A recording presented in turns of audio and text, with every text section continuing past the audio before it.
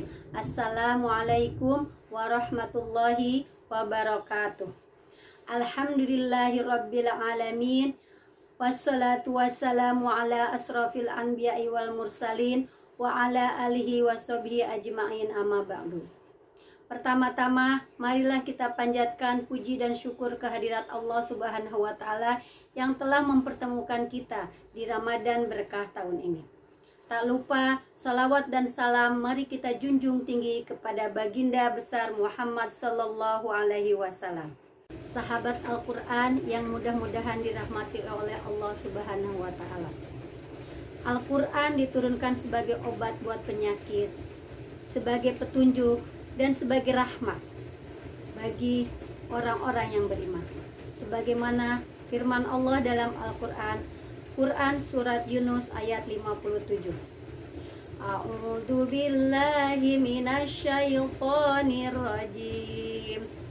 Ya ayyuhan nasu qad ja'akum mau'idatum mir rabbikum wa shifaa'an lama fi suduri wa hudaw wa rahmatan lil mu'minin.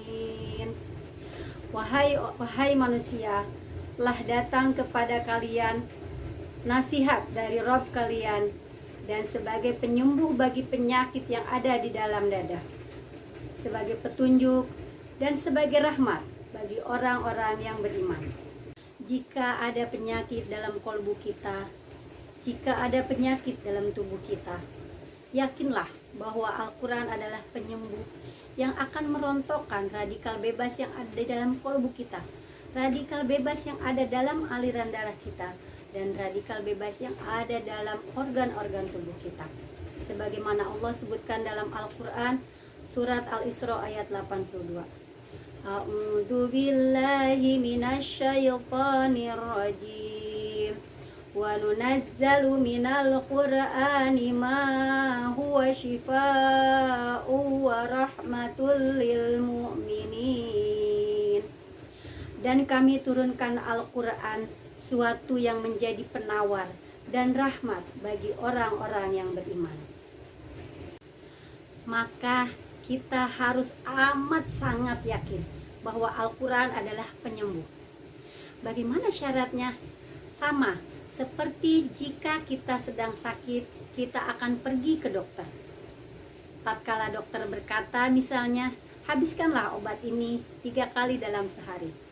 Tapi ternyata jika penyakit itu tidak sembuh, kita akan kembali ke dokter, dan dokter akan menaikkan dosisnya. Begitu pula dengan Al-Quran. Ketika Al-Quran belum memberikan efek, akan ada perubahan dalam diri kita, maka kita harus meningkatkan dosisnya. Kita harus perbanyak lagi baca Al-Quran. Apalagi di bulan Ramadan ini, pahalanya yang sangat berlipat ganda. Maka Allah akan merontokkan penyakit-penyakit itu sampai kharru sujada wa bukiya, sampai kita bersujud dan menangis. Maka di saat itulah Allah akan merontokkan penyakit-penyakit yang ada di dalam diri kita. Ketahuilah, dalam tubuh manusia ada segumpal daging. Jika daging itu jelek, maka akan jelek seluruh tubuhnya. Dan jika daging itu baik, maka akan baik pula seluruh tubuhnya. Ketahuilah bahwa segumpal daging itu adalah hati. Hadis riwayat Bukhari dan Muslim. Mestinya dengan membaca Al-Quran ini, maka hilanglah seluruh penyakit yang ada dalam diri kita, baik itu penyakit fisik maupun penyakit was-was, gelisah, iri, dan dengki. Al-Quran adalah sebagai obat untuk penyembuh penyakit dalam diri kita dan sebagai petunjuk serta rahmat bagi kaum muslimin. Oleh karena itu, marilah kita sama-sama kembali membaca dan memahami isi Al-Quran, sehingga Al-Quran diturunkan oleh Allah tidak sia-sia, dan itu akan menjadi obat penyembuh buat kita semua. Mudah-mudahan apa yang saya sampaikan bermanfaat, khususnya bagi saya dan bagi sahabat-sahabat pencipta Al-Quran. Murid tekun mengerjakan soal, tertib dalam menjaga aturan. Sebelum kita membuka media sosial, dahulukan membaca Al-Quran.